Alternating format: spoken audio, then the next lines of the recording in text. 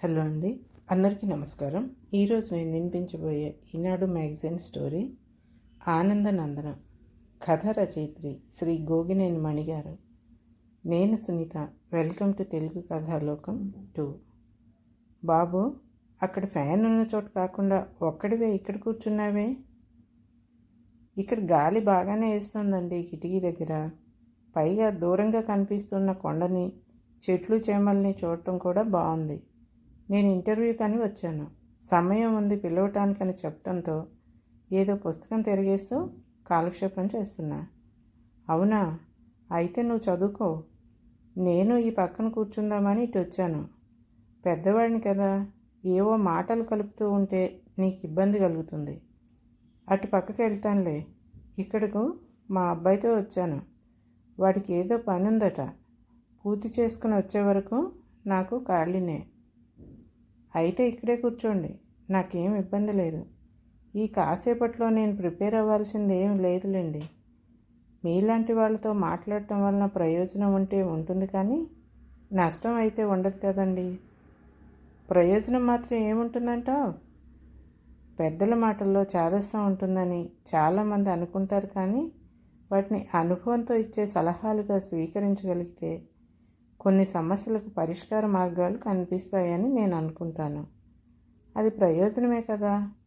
మీరేదో ఇబ్బంది అన్నారని ఇదంతా చెప్పుకొచ్చాను.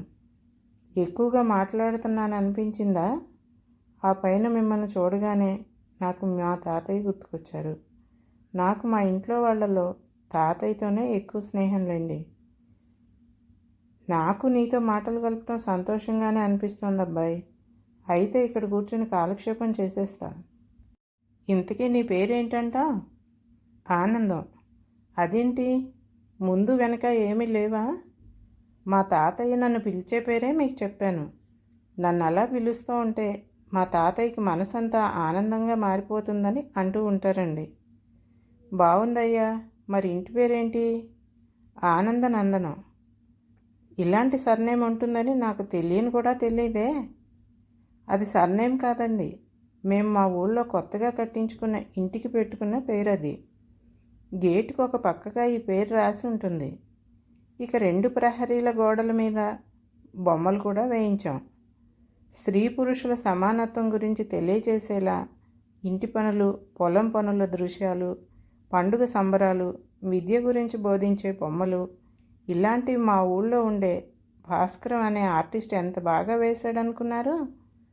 మా ఇంటి ముందు నుండి రోజు వెళ్ళేవాళ్ళైనా సరే నిదానంగా అడుగులు వేస్తూ ఆగి ఆగి బొమ్మలు చూస్తూ వెళ్తుంటారండి. అదేంటో మా ఇంటి ప్రసక్తి వస్తే నాకు ఉత్సాహం పొంగు వచ్చేస్తుంది. అది తెలుస్తోందిలే. ఇంతకీ మీ నాన్న ఏం చేస్తూ ఉంటారు? మా ఊళ్ళో వ్యవసాయమేనండి. మీ ఊళ్ళో ఎన్ని ఎకరాలు ఉన్నాయే? అబ్బో, చాలానే ఉన్నాయిలేండి. నాకు లెక్క తెలీదు. అన్ని ఎకరాలుంటే మీ నాన్న ఒక్కరే సాగు చేయగలరా? కౌలుకి ఇచ్చేశారా? మా నాన్న ఎందుకు చేస్తారు? మా ఊరి వాళ్ళందరూ ఎవరి వారే సాగు చేసుకుంటారు. భలేవాడివే, మీకు అని అడగలేదని అందరివి కలిపి చెప్పావా? మా ఊరు అని అనుకుంటాం కాబట్టి ఊర్లో ఉన్నవన్నీ మా అందరివి అని నా ఉద్దేశం కూడా లేండి. ఇక మాకు ప్రత్యేకంగా మాత్రం ఓ 3 ఎకరాలు ఉన్నాయండి. అంతేనా? అయితే ఆర్థిక ఇబ్బందులు ఎక్కువే ఉంటాయిగా. ఎక్కువ ఎకరాలు ఉన్నవాళ్లే సరిగా పండక అంటూ ఇబ్బందులు చెప్తూ ఉంటారు కదా. అదేం లేదండి, మేము భాగ్యవంతులమే. అవునా? అంటే ఇతరత్రా వ్యాపారాలు ఏమైనా ఉన్నాయా? అవేం లేవండి. మా ఇంట్లో అందరం ఆరోగ్యవంతులమే. ఆరోగ్యమే మహాభాగ్యం అన్నారు కదండి. మా తాతయ్యకి దగ్గర 80 ఏళ్ళున్నా మా నాన్నతో సమానంగా నడుస్తూ పొలానికి బయలుదేరుతాడు. అక్కడ ఒడ్డున కూర్చోమన్నా వినకుండా పొలంలోనికి దిగుతాడు. అంతేనా? చుట్టుపక్కల వాళ్ళ పొలాలకు తిరుగుతూ ఏవేవో సలహాలు కూడా ఇస్తూ ఉంటాడు. మా నాన్నమ్మ కూడా అంతేనండి. క్షణం తీరిగ్గా కూర్చోదు. అమ్మతో కలిసి రోజంతా కోళ్ళు, పశువుల పెంపకం పనులు చూస్తూనే ఉంటుంది. పాపం అందరూ బాగా కష్టపడతారన్నమాట.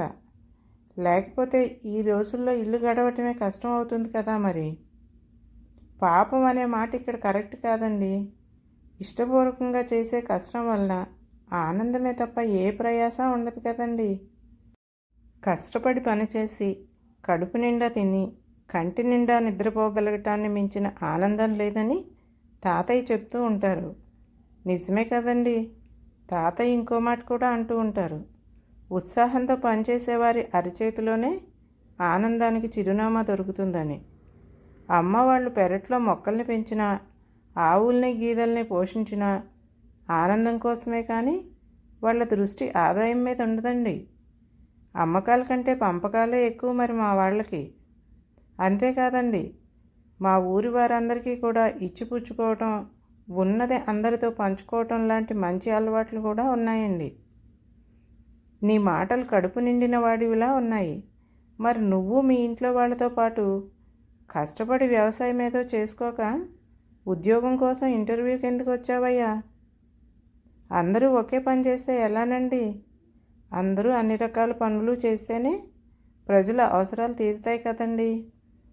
అందుకే నా చదువుకు తగిన ఉద్యోగం వెతుక్కోవాలనుకుంటున్నాను. ఒకవేళ ఈ ఉద్యోగం రాలేదనుకో, ఓడిపోయినట్లు కాదని మా వాళ్ళు ముందే చెప్పారండి. సాధించే వరకు ప్రయత్నించాల్సిందేనని ధైర్యమూ ఇచ్చారు. విఫలం చెందొచ్చు కానీ ప్రయత్న లోపం ఉండకూడదని అంటారు కదండి. మాది అదే సిద్ధాంతంలే. సెలెక్ట్ కాకపోయినా నిరాశ పడనంటావు, అంతేగా. నిరాశ కలిగిన దాన్ని ఈ ఆఫీస్ దగ్గరే వదిలేసి ఉత్సాహంతో ఇంటికి వెళ్ళి మళ్ళీ ప్రయత్నాలు ప్రారంభిస్తానంటున్నానండి. అనకూడదు కానీ చాలాసార్లు అలా జరిగిన ఆశాభంగం ఉండదా? అలా ప్రయత్నిస్తూనే ఉంటావా? అప్పుడు నా దారి మార్చే ప్రయత్నం చేస్తానేమో కానీ అమ్మ వాళ్ళకు సాయం చేయటంలో అలవాటైన కోళ్ల పెంపకమో 10 పాడి పశువులను పెట్టుకుని పాల వ్యాపారమో మొదలు పెడతాను అనుకుంటున్నాను. నీకు ధీమా కొంచెం ఎక్కువే సుమి. కష్టపడే తత్వం, శ్రమించగలిగే శక్తి ఉన్నవాళ్లకు అటువంటి భరోసా ఉంటుంది కదండి. ఆనందంగానూ బ్రతకగలరు. బాగుందయ్యా. నేను చెప్పటం కాదు, నువ్వే నాకు 4 మంచి మాటలు వినిపించావు. నీ మాటలు వింటూ ఉంటే మీ ఊరిని, మీ వాళ్ళని ఒకసారి చూసి రావాలనిపిస్తోంది. నా మాటల్లో మీకేం అనిపించిందో తెలియదు కానీ మాది చాలా సామాన్యమైన కుటుంబమేనండి. ప్రత్యేకతలేం లేవు. అయితే మీరు వచ్చారంటే మాత్రం మా వాళ్ళు ఆనందంతో ఉక్కిరిబిక్కిరి అయిపోయి మిమ్మల్ని అభిమానంతో 4 రోజులు కదలనివ్వకుండా కట్టిపడేస్తారనుకోండి. నిజమా? తప్పకుండా ఓసారి వస్తానులే. అది సరే కానీ నేను ఇంటర్వ్యూకి ఇంకా పిలవలేదు. ఇంతసేపు కూర్చోబెట్టేశారు. యజమానులు అనేవాళ్ళు ఇంతే, అహం ఎక్కువ ఉంటుంది వాళ్ళకి. అయ్యో, అలా అనుకోవటం దేనికిలేండి. నేను ఇదే పని మీద వచ్చాను కాబట్టి కాసేపు వేచి ఉండటంలో ఇబ్బంది ఏం లేదు. ఇంత పెద్ద ఫ్యాక్టరీ నడుపుతున్న వాళ్ళకి చాలా పనులే ఉంటాయిగా. అయినా ఇక్కడ చాలా మర్యాదగా ఒక కూపన్ ఇచ్చి ఆలస్యం అయితే, ఆకలి వేస్తే క్యాంటీన్లో టిఫినో భోజనమో చేయమని చెప్పారు. అర్థమైంది. నువ్వెవరిలోనైనా ఏ పనిలోనైనా ముందుగా మంచిని మాత్రమే ఎంచి చూసే రకమని. మీరు మీ అబ్బాయి కోసం ఎదురు చూస్తూ కూర్చునే ఉన్నారు. మీరేమీ అనుకోకపోతే నా దగ్గరున్న కూపన్ తీసుకుని క్యాంటీన్లో ఏదైనా కొంచెం టిఫిన్ తినరండి. అదేంటి, ఆలస్యం అవుతుందేమోనని నీకు ఇచ్చారు కదా, నీకు అవసరం అవుతుందిగా. నాకు సాయంకాలం వరకు ఆకలి వేయదండి. ఇంట్లో అంత సుష్టుగా తిని వచ్చేసాను. అంటే ఎన్ని రకాల వంటకాలు చేసి పెట్టారేంటి మీ ఇంట్లో?